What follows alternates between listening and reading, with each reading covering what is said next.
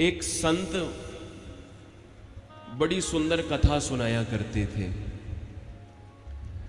एक माताजी आकर के कथा को सुनती थी, परंतु वो संत भाव में आकर के जब कथा कहते थे तो वो मैया कथा को सुनते सुनते मूर्छित हो जाती थी।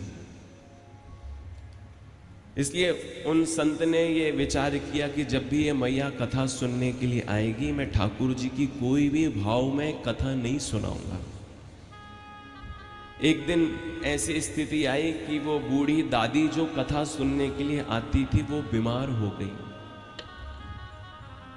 अब जब वो बीमार हुई, कथा का समय हुआ, उसका हिलना डुलना तो असंभव, ज्वर आ गया। उसने अपने पोते को बुलाया, बेटा मेरा रोज का नियम है, मैं कथा सुनने के लिए जाती हूँ, पर आज मेरा नियम टूट रहा है।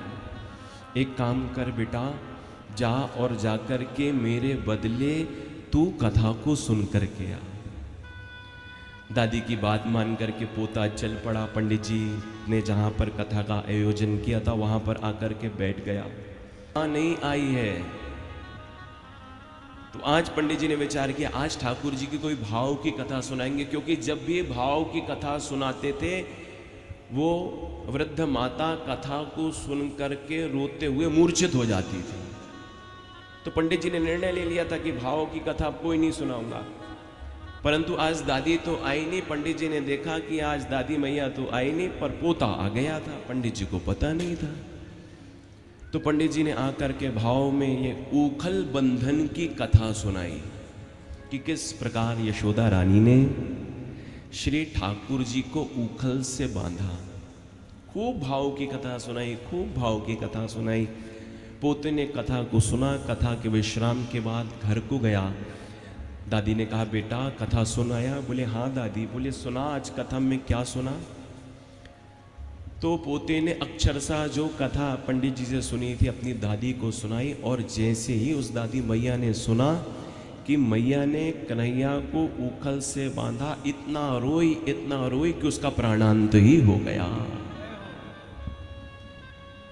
श्री ठाकुर जी की कथा को सुनने के बाद अगर व्यक्ति श्री ठाकुर जी के पास ना पहुंचे, वृंदावन को ना पहुंचे, तो समझो अभी उसने कथा को सुना नहीं है। कोई भाव की कथा को सुनकर के अगर श्रोता के नेत्रों से आंसू ना निकले तो समझो अभी पूर्ण रूप से उसने कथा को नहीं सुना। और कथा को सुनते सुनते अगर भाव में आकर के श्रोता के नेत्रों से एकाध जल बिंदु भी टपक गया तो समझ जाओ आपका संदेशा बांके बिहारी तक पहुंच गया।